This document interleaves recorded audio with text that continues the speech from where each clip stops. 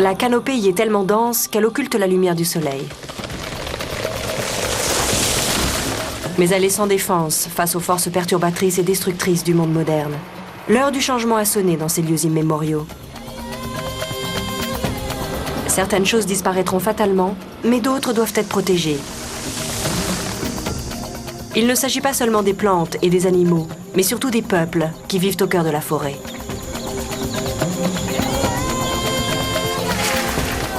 C'est dans ce but que cette expédition s'est lancée. Essayer de délimiter et de sauver l'un des milieux les plus sauvages d'Afrique.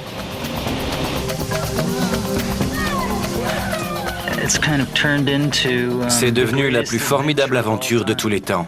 Pour moi, en tout cas. Je voudrais juste en réchapper.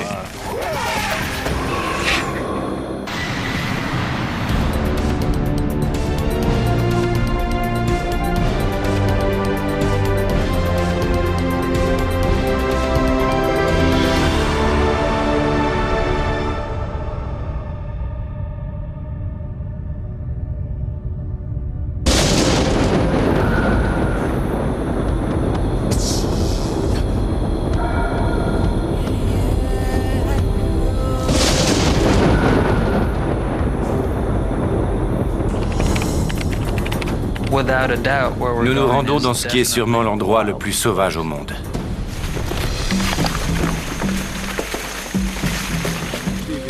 Mois de septembre, au Congo, juste au-dessus de l'équateur.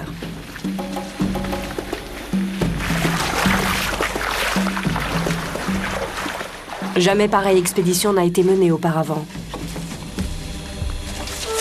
Jamais quiconque ne s'est aventuré dans ce territoire. 1900 km de forêt à traverser, soit l'équivalent de la Floride.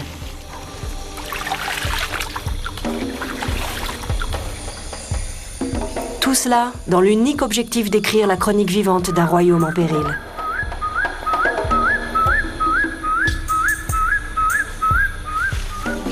L'expédition débute dans les plaines nord du Congo.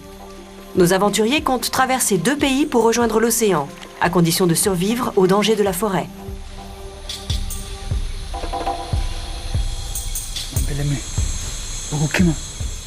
Michael Fay, de l'Association pour la sauvegarde de la vie sauvage, dirige le projet Mégatransect, la grande traversée.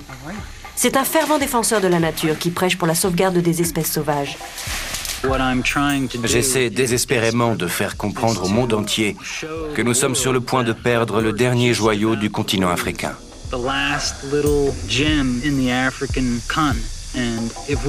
Si nous ne réagissons pas au plus vite, nous pouvons d'ores et déjà lui dire adieu. «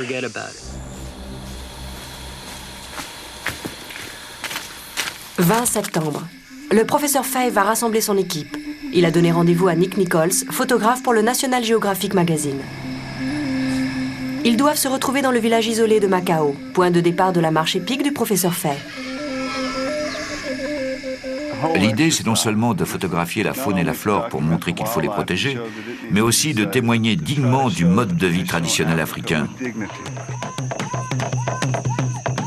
Nick Nichols veut illustrer le quotidien de l'expédition et immortaliser les lieux et les hommes de cette forêt sur le point de disparaître.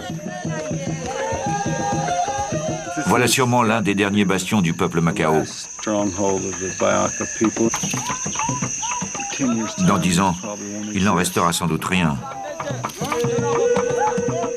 Nick Nichols attend l'arrivée du professeur Fay à Macao. J'ai essayé d'évaluer quand il devait arriver, et il devrait déjà être à Macao. Le voilà justement qui arrive, au point du jour, voguant fièrement sur la rivière Motaba. Tout le monde est en vie? Vous avez perdu combien d'hommes? Michael Fay est venu ici pour recruter des villageois aux connaissances et à l'endurance suffisante pour s'aventurer dans la forêt. T'es pas très bronzé. Ah oui, tu trouves? Ce sont des hommes comme eux qui autrefois guidaient les braconniers dans la forêt. Désormais, ils essaient de la préserver. Nous y sommes, c'est la belle vie. Je me sens en super forme. On a vu des choses magnifiques. Le professeur Fay vit et travaille en Afrique depuis 1978. Allons voir les chiots. Salut. Ça va? Michael Fay est connu et respecté à Macao. Ses efforts pour préserver l'environnement ont bouleversé la vie du village. Quand on est arrivé ici en 1989, ça regorgeait de braconniers qui cherchaient de l'ivoire. Aucun villageois ne travaillait. Aucun enfant n'était scolarisé. Il n'y avait aucun centre de soins. Et pourtant, tous les jours, il sortait de ce village une vraie petite fortune en ivoire. Aujourd'hui, les braconniers ont disparu et de nombreux villageois ont trouvé un emploi grâce au parc national que Michael Fay a contribué à créer. Mambele Grégoire est un vieil ami du professeur. Lui et 11 autres pygmées Bahaka vont accompagner Michael Fay dans son expédition.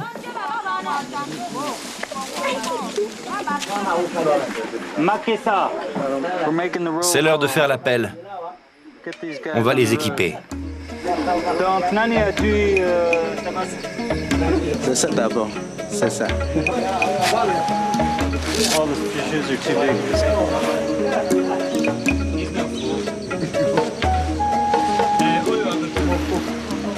Mouko Gabriel a été sévèrement brûlé lors d'un accident quand il était enfant. Il est connu pour son endurance et son sens de l'humour.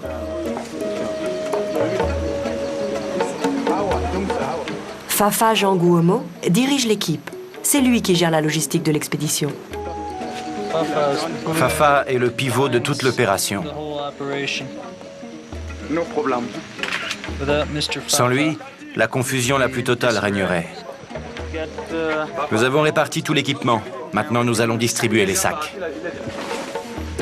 Chaque homme porte près de 30 kilos de matériel. Cela va de l'équipement scientifique aux médicaments, en passant par les tentes, les bâches, les casseroles et les poêles. Michael Fay a toute confiance dans les Bahaka. Pendant l'expédition, sa vie dépendra de leur connaissance de la forêt. Ce n'est pas à la portée de tout le monde de partir dans la brousse et de se lancer dans une randonnée d'un an.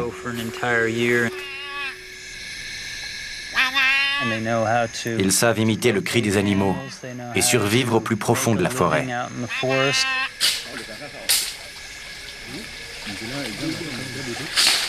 28 lieux de ravitaillement ont été planifiés le long de leur route. Le plus important, c'est de progresser régulièrement et surtout d'arriver au bon endroit au bon moment. Notre tâche n'a rien de compliqué. Nous devons nous promener et noter tout ce que nous voyons. Certaines de ces noix datent d'avant Jésus-Christ. Je note que je les ai mises dans ma poche gauche. La canopée est très dense. Le bassin du fleuve Congo représente à lui seul près d'un quart de toutes les forêts équatoriales de la planète. C'est ici que se concentre près de la moitié des espèces recensées de la faune et de la flore sauvage africaine. Génial cet insecte.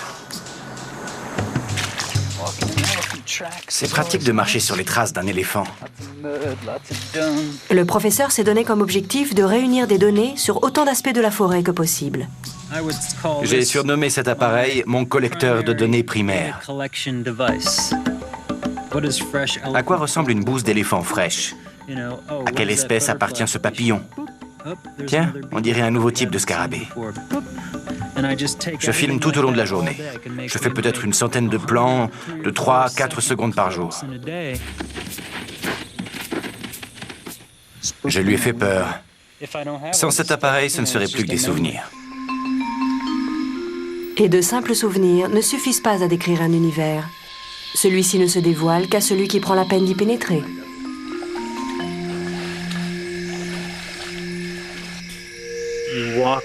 C'est comme entrer dans un monde magique.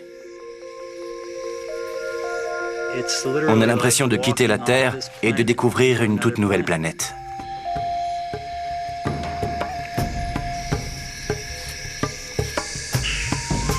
Ces animaux n'ont encore jamais rencontré d'humains.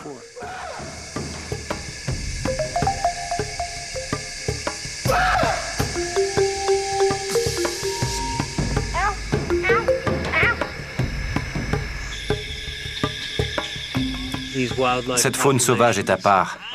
Ces sociétés sont restées intactes. Les animaux ne sont pas encore des réfugiés qui cherchent à fuir les chasseurs.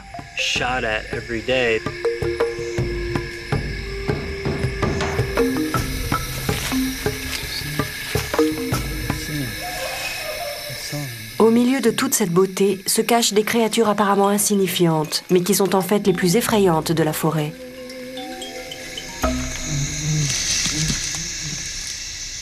C'est dingue ici.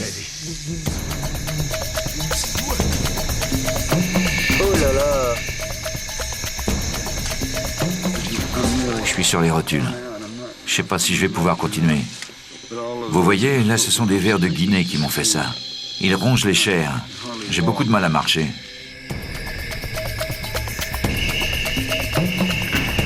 Des puces chics, on les adore. Devoir recommencer ça tous les jours, ça me tue. C'est la guerre avec les mouches tsetse. Elles m'attaquent, je riposte. C'est la règle, on va les mater.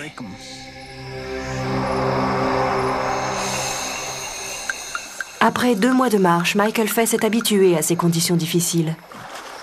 Je me suis tellement bien adapté à la forêt que je ne suis plus du tout gêné physiquement par quoi que ce soit.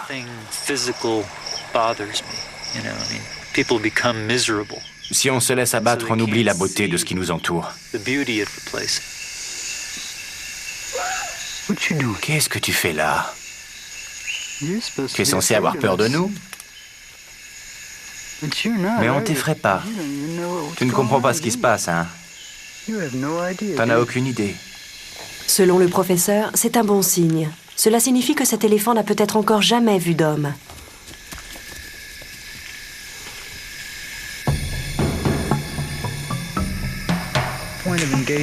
Si on cherche le contact avec les animaux sauvages, c'est pour voir comment ils réagissent à notre présence. Dans certaines régions, on voit qu'ils ont conscience de notre intrusion. Ils raidissent leurs muscles et s'enfuient le plus loin possible. De toute évidence, ils ont déjà été confrontés à des chasseurs.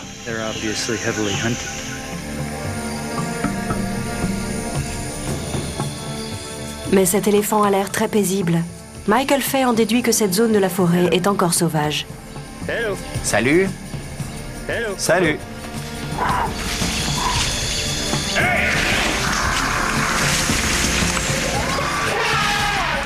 Recule.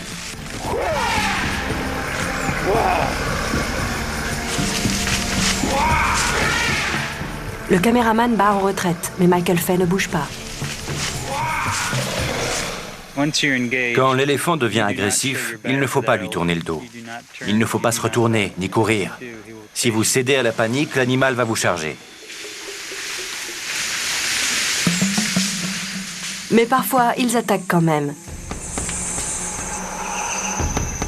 Les éléphants courent très vite. Ils sont malins et ils connaissent bien la forêt. Rien n'est plus facile pour eux s'ils en ont envie que de vous rattraper. Il vaut mieux...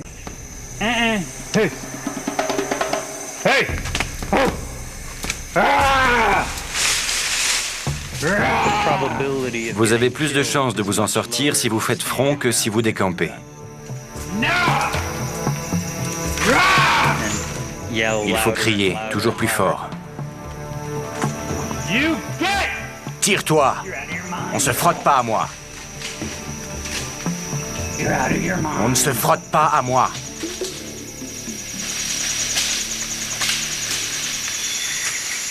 Je ne sais pas qui de nous deux a eu le plus peur. Et dans cette région, ce ne sont pas les dangers qui manquent. Même si la situation s'améliore, au Congo, les éléphants sont encore chassés pour l'ivoire de leur défense.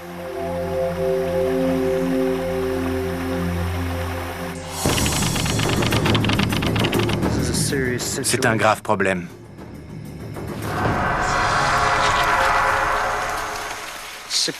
Après 6 heures de marche, on a trouvé des traces humaines.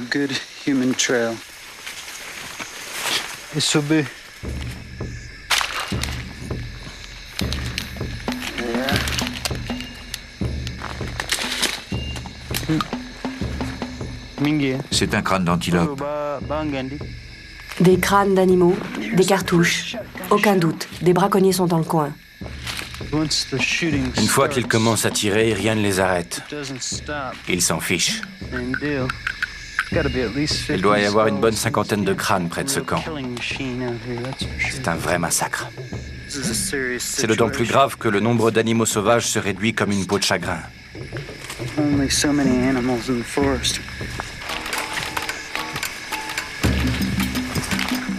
Durant des siècles, Les hommes ont chassé dans les forêts africaines, et la plupart pour trouver de quoi nourrir leur famille. Et certains par appât du gain. Michael Fay est convaincu qu'il faut dialoguer avec les braconniers, malgré les risques encourus.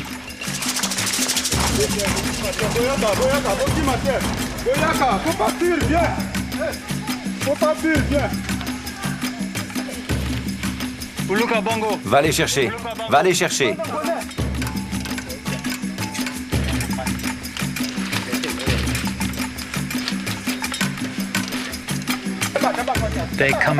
Ils traversent la frontière pour venir au Congo.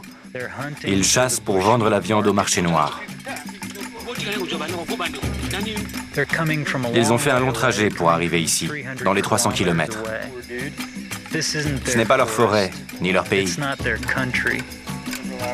Ils sont ici en toute illégalité. Ils n'ont aucun permis de chasse. Ils ne respectent aucun quota. Ils n'ont pas le droit de porter des armes. On ne savait pas qu'on était entré au Congo. On essaie juste de survivre.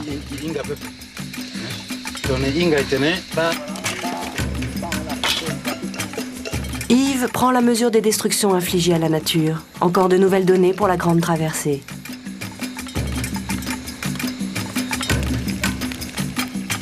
Il décide de brûler le campement.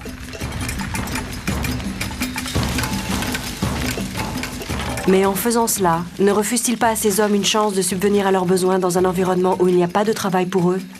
Quand le travail se fait rare, on fait ce qu'on peut pour survivre.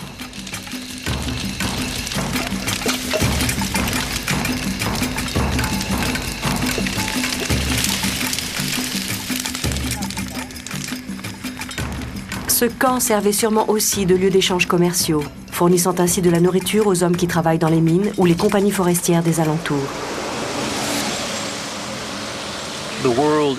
Le monde moderne arrive. Des hordes d'hommes s'approprient peu à peu l'Afrique centrale. Les pygmées Bahaka n'ont encore jamais rien vu de tel. Ils n'ont encore jamais été témoins des destructions que le reste de l'humanité est capable d'infliger à la nature. Ébranlé par ce spectacle, l'équipe se remet en marche.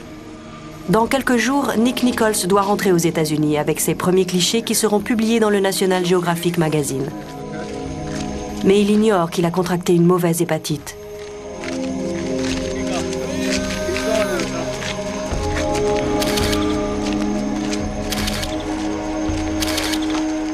Déjà 4 mois d'expédition. Pendant ce temps, un peu plus de 7000 hectares de forêt ont été rasés et d'innombrables représentants d'espèces en danger ont été tués. Cette expédition est 3 fois plus dure que ce que j'avais imaginé.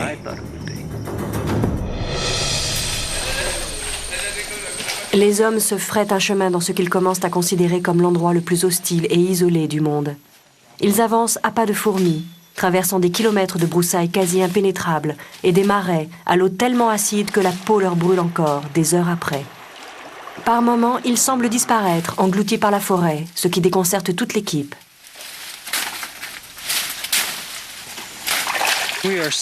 On dirait qu'on n'a pas avancé d'un pouce et qu'on est toujours aussi loin de l'autre côté du marais. Des cartes françaises et des marais congolais. C'est décidément une mauvaise combinaison. Mambeleme est le seul à avoir encore suffisamment de force pour continuer. Il coupe et tranche les broussailles toute la journée.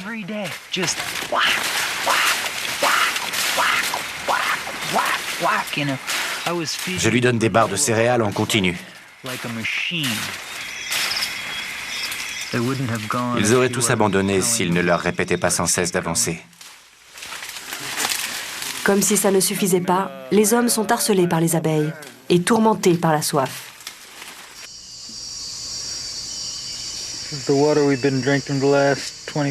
L'eau que nous buvons depuis ces dernières 24 heures provient d'une petite mare boueuse. Il faut avoir sacrément soif pour avaler le breuvage et être au bord de l'inanition pour ingurgiter le porridge de manioc brun. On va craquer. Qu'est-ce qu'on se marre pendant cette grande traversée?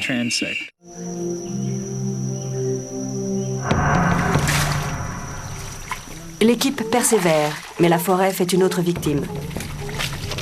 Mouko tombe soudainement malade. Il est trop faible pour continuer à avancer.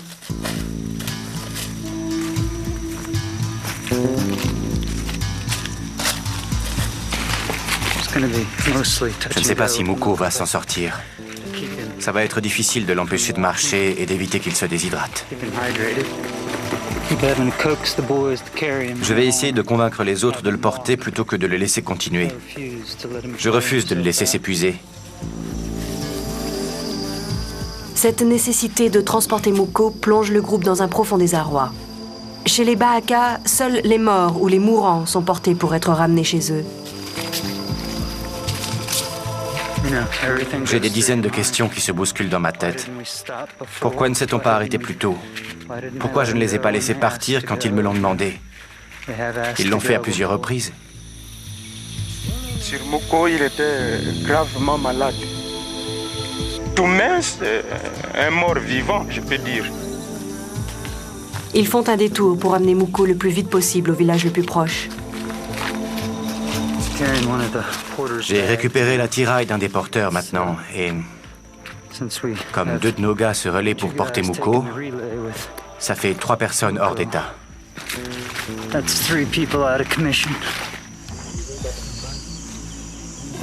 Suivant la tradition Bahaka, on pratique une saignée sur Mouko afin de vider son corps des toxines et on lui applique un remède à base de palisota, une plante locale.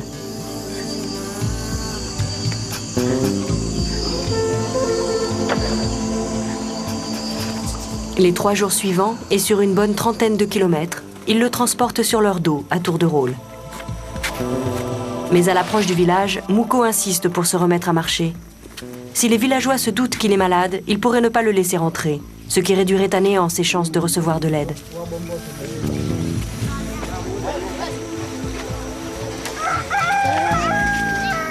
Tout est arrangé pour faire évacuer Mouko, mais le moral de l'équipe est au plus bas. Ils m'ont demandé s'il allait mourir tout de suite. Et je leur ai répondu, non, il va de mieux en mieux, tout en regardant le corps inerte de mon ami.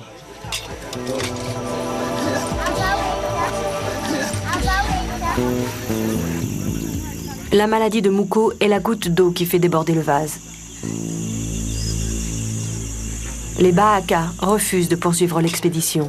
Mambélémé explique pourquoi. Nous sommes très fatigués. Nous avons beaucoup marché. Nos femmes et nos enfants nous manquent.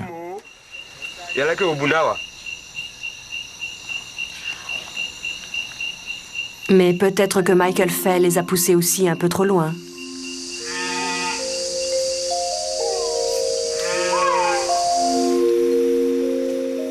Alors que le professeur cherche un moyen de sauver son expédition, Nick Nichols revient des États-Unis, après avoir suivi un traitement de 3 mois pour son hépatite. J'ai vraiment cru que je ne travaillerai plus jamais sur ce projet.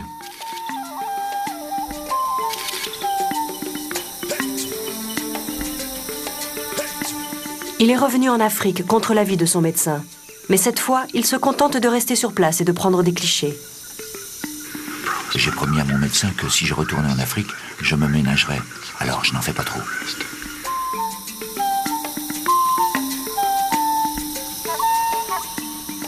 Il se trouve au parc national d'Otsala, considéré par certains comme la capitale mondiale des gorilles.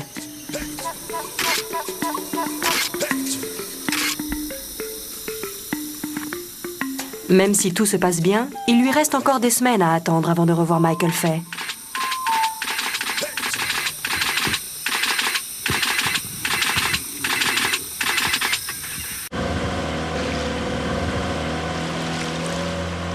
Une semaine après avoir perdu sa première équipe, le professeur Fay est au Gabon. Il est sur le point de remettre sur pied son expédition vacillante. Il s'attelle à la tâche dans la petite ville frontalière de Mvadi, sur la rivière Ivindo. Mon entourage. C'est ici qu'il fait passer des entretiens aux villageois pour refonder une équipe. Il leur tient un discours spécialement conçu pour éliminer les moins résistants. Il veut qu'ils comprennent que cette expédition implique des mois de marche en pleine forêt. Peu de repos, pas d'alcool, pas de radio, des sacs lourds, de la mauvaise nourriture, des marais, de la pluie, des moustiques. Tout ça pour 12 $ par jour, 7 jours sur 7. C'est la meilleure et peut-être la seule offre de travail que la plupart de ces hommes ont eue depuis des mois.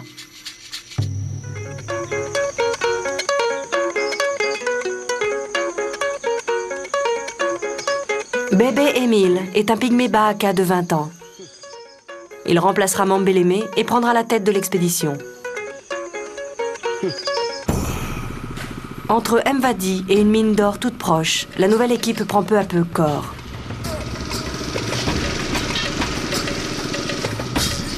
Des mineurs endurcis viennent grossir les rangs du groupe. La paix que Michael Fay leur propose est bien plus intéressante que ce qu'ils gagnent en un jour de travail dans cette eau froide et boueuse. Tous les jeunes du monde entier, je ne peux pas dire seulement que les jeunes du Gabon, tous les jeunes du monde entier sont en chômage. Donc la crise monétaire. Hein? S'il y a d'autres travail encore, vous pouvez me mettre, je peux trouver travailler.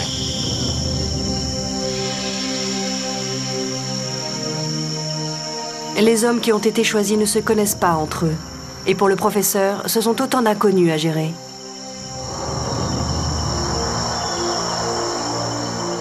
S'ils veulent arriver jusqu'à l'océan, ils devront travailler en équipe. Et ils doivent encore franchir de nombreux obstacles, dont certains très périlleux, pour achever la grande traversée. J'emmène ces hommes dans des endroits extrêmement reculés, où ils ne sont encore jamais allés. Bébé marche en tête. Mon travail, c'est rester devant M. Mike. 3 semaines durant, il se frette un passage dans la forêt équatoriale de Minkébé, l'une des forêts les plus denses et riches des espaces encore vierges d'Afrique. Dotée d'une faune variée, cette superbe forêt quasiment intacte est menacée par les compagnies forestières.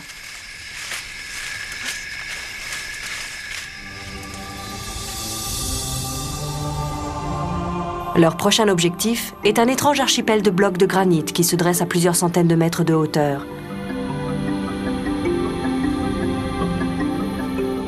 Les hommes attaquent leur ascension et avant même de s'en rendre compte, ils surplombent déjà la canopée.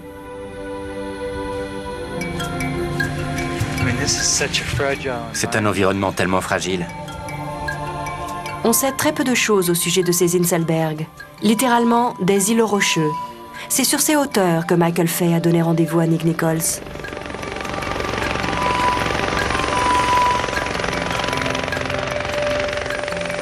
J'ai rendez-vous avec Michael aujourd'hui. Ça fait 6 mois qu'on ne s'est pas vu. On est maintenant au mois de juin. J'ai hâte de lui parler. Je veux m'assurer qu'il va bien et lui remonter le moral pour qu'il continue.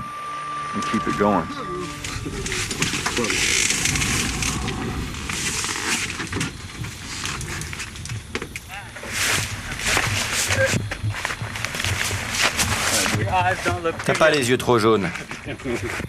Tu verrais le reste.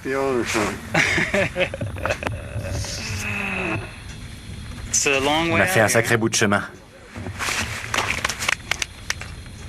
Je suis content de te voir.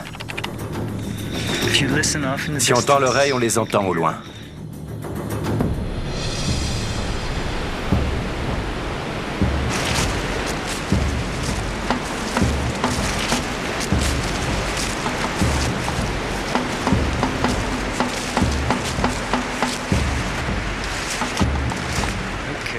Regardez ça. Oh là là. Non, non, non. Les chutes de Kongu. Ces rapides anciens représentent un des éléments vitaux du paysage que l'expédition cherche à protéger. C'est un univers de torrents et de forêts primaires menacés par la déforestation.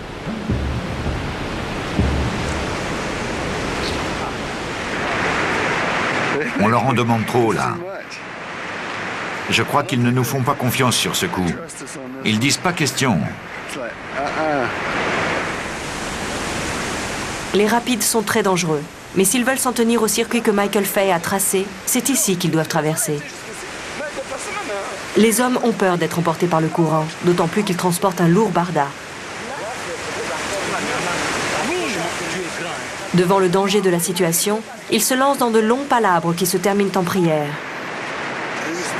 C'est bon, hein, vraiment. Les pièces d'argent qu'on a jetées là, et puis aspirer l'eau par les narines là, bon, si ça c'est en quelque sorte de leur prier de nous protéger, soit à la traversée, et puis tout pour que quelqu'un de nous ne tombe pas malade.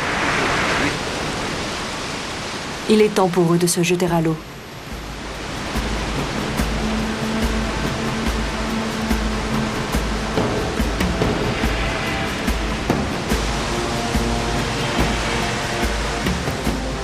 Le courant, très fort, pourrait à tout moment les renverser et les entraîner, eux, ainsi que tout leur attirail, vers les rochers déchiquetés.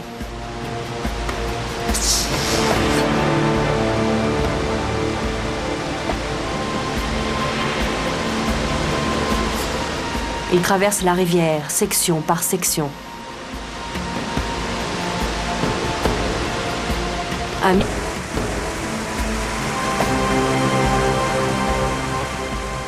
La rivière n'est large que de quelques centaines de mètres.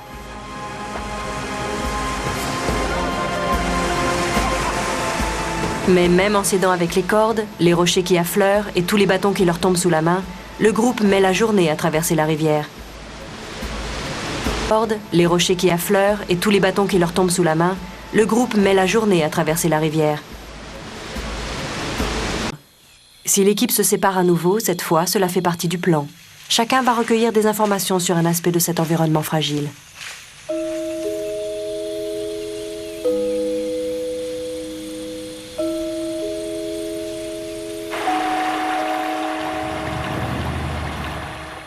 Cet endroit est complètement vierge. C'est rarissime. Et tout cela pourrait disparaître en un clin d'œil.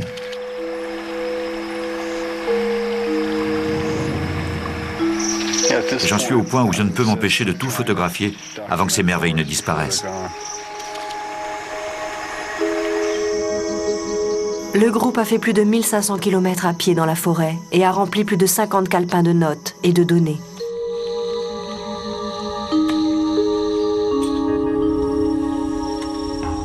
Pendant ce temps, près de 12 500 hectares de forêt ont été déboisés pour servir à la construction de bâtiments à Paris, Beijing et Tokyo.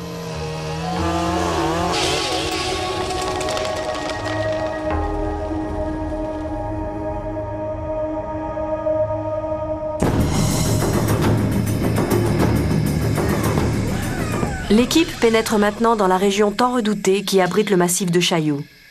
Une succession à perte de vue de crêtes hautes de plus de 500 mètres et effilées comme des lames de rasoir. Le massif de Chaillou se résume à cela. Des pics et des vallées.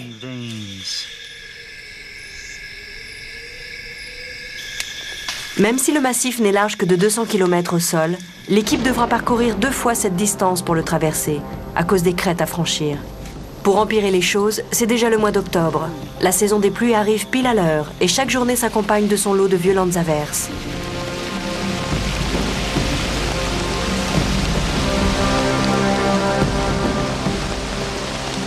Ils sont lancés dans une course contre la montre.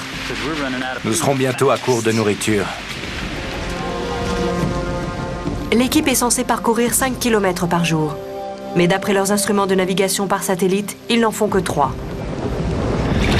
C'est impossible de lire correctement cette carte. Si nous ne progressons pas plus vite, nous allons avoir de gros problèmes.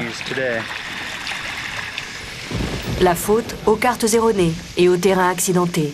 Mais ce n'est pas tout. J'ai eu une crise de palu hier soir. Je me sens encore fiévreux ce matin. Mais je dois quand même faire quelques kilomètres aujourd'hui. Mais le paludisme le rattrape vite. Mon état continue à se détériorer.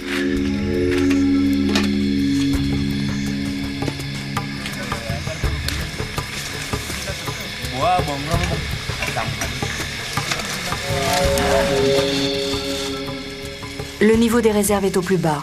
Les hommes sont épuisés et affamés. Et Michael Fay est immobilisé.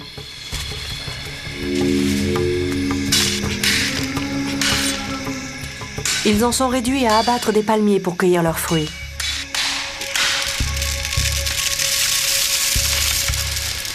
La présence de ces arbres est la preuve que cette région a autrefois été cultivée. Pour le repas de ce soir, ils devront se contenter de ce qu'ils auront réussi à récolter.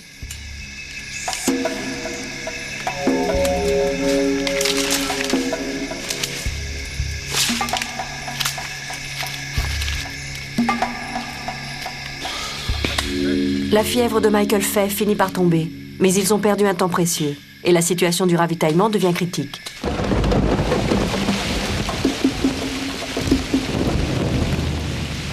Le professeur décide de réduire les rations de moitié.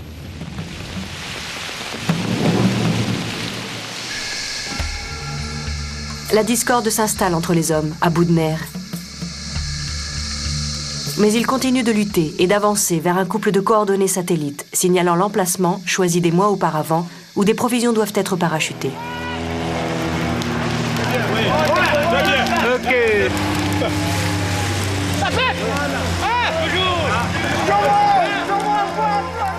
Une fois encore, ils sont sauvés de justesse. L'équipe n'a jamais été aussi heureuse au cours des 6 dernières longues semaines.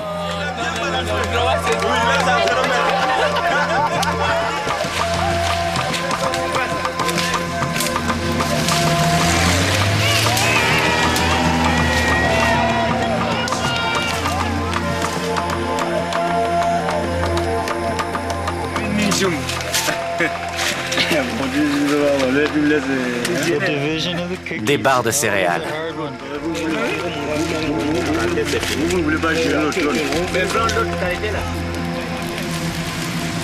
Avec l'arrivée de la nourriture, le groupe retrouve provisoirement le moral et se dirige vers un second point de rendez-vous longuement attendu. C'est la dernière fois qu'ils sont rejoints par un homme dont la présence semble égayer le groupe qui en a bien besoin, Nick Nichols.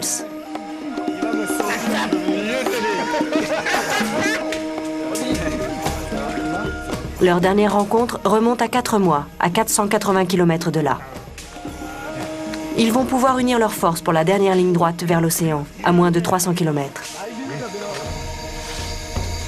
Mais un problème vient freiner leur enthousiasme. Un de leurs coéquipiers, Mayambo, souffre d'un abcès au pied.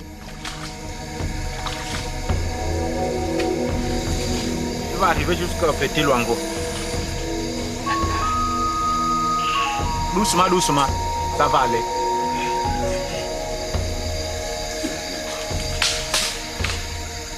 Malheureusement, le destin en décide autrement.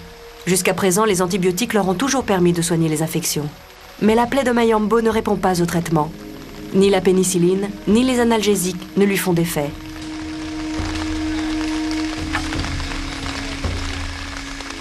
Malgré le courage dont il fait preuve, Mayambo ne peut rester avec le groupe. Les risques d'infection sont trop importants et il doit être évacué à son grand regret. Tout comme la maladie de Muko avait porté un coup au moral de la première équipe, le départ de Mayambo ébranle la seconde. Ils abandonnent son barda dans la forêt. Les hommes en viennent à remettre en cause le bien fondé du projet. On va souffrir quand même beaucoup. Montagne, pour traverser, mais c'est trop bizarre. Moi, fatigué, trop. Voilà, c'est pas bon travail. Sûr. Ça, c'est pas bon travail. Oui. C'est pour l'éléphant, le travail là. Oui, oui. Moi non. Hey, 7 mois. C'est beaucoup. 5 jours, fini. Ah, c'est beaucoup. Je fais 6 mois, 7 mois. 7 mois. 5 jours, fini. On y va. Pourquoi vous agissez comme ça, à 5 jours de la plage? Me traitez comme ça, comme je suis un petit bandit. Vraiment sûr, hors de contrôle. Vous êtes tous maintenant comme ça. Moi, je vais traiter tout le monde comme il faut maintenant. Vous avez bien fini la mission, bien. C'est intelligent de faire ça. Vous avez fait 6 mois en brousse, 6 mois. Et vous allez gaspiller tout ça pour 1 semaine. C'est bon, c'est intelligent ça. C'est intelligent de gaspiller tout ce que vous avez fait pour 1 semaine.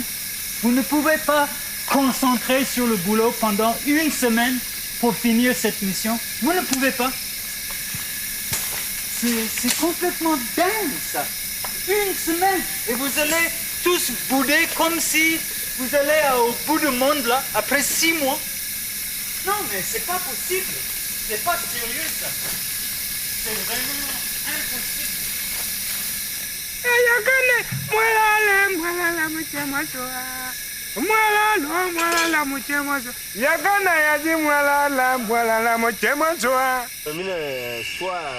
Après une nuit de discussions agitées, les hommes semblent prêts à suivre la voie de la raison. Ils n'arrêtent pas de dire combien ils se sentent frustrés. Je crois surtout qu'ils sont partis depuis trop longtemps. Ma mission est d'atteindre cette plage et non pas de contenter mes hommes. Même si toute l'équipe m'abandonne demain. Je m'en fiche parce que je prendrai une machette et j'irai jusqu'à la plage.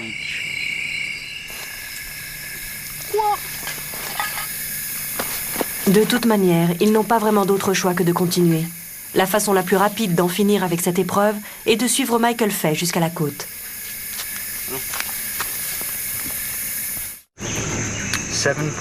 On n'est plus qu'à 7 km et 650 mètres de la plage. Je m'imprègne encore un peu de la forêt. Je n'ai pas envie que ça s'arrête. Je ne veux pas quitter ce milieu.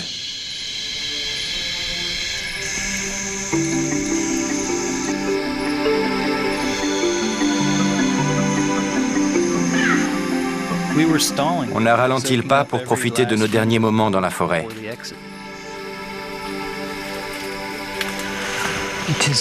C'est incroyable. On a suivi la piste d'un éléphant qui nous a menés de plus en plus près de la plage, de plus en plus vite, presque trop vite. Il n'a jamais vu l'océan, jamais de sa vie.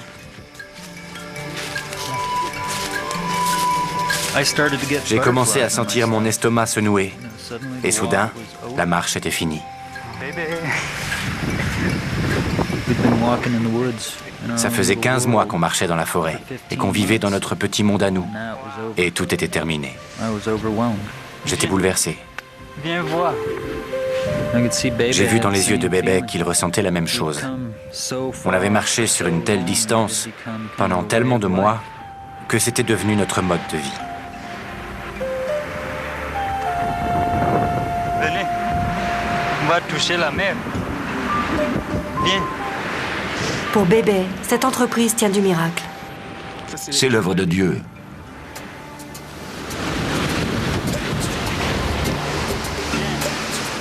Après 15 mois d'enfer, Michael Fay a tenu promesse. Ils ont réussi à rejoindre l'océan.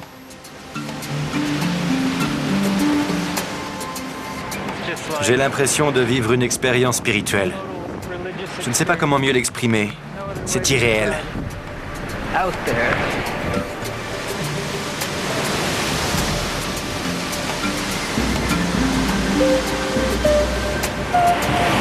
Bébé, bien fait. Tu es arrivé. Regarde les autres. Ils arrivent déjà.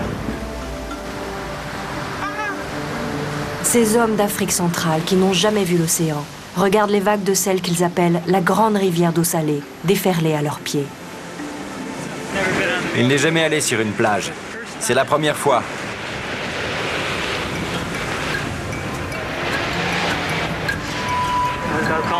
J'appelle mes parents.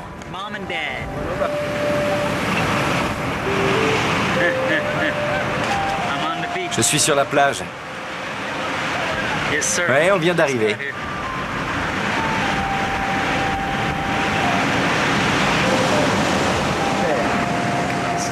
C'est fini. C'était une sacrée marche. J'ai des larmes aux yeux.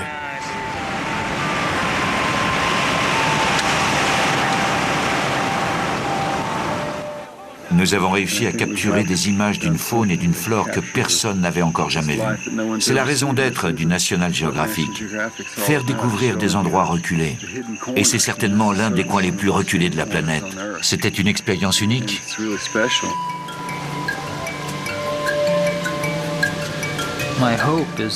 J'espère que nous pourrons faire découvrir ces forêts à des millions de gens, grâce à tout ce que nous avons vu et appris. De toutes les plus récentes expéditions en Afrique, c'est l'une des plus ambitieuses qui rejoint enfin l'océan. Le professeur Michael Fay a réussi à surmonter toutes les épreuves terrifiantes de cette expédition scientifique, la Grande Traversée.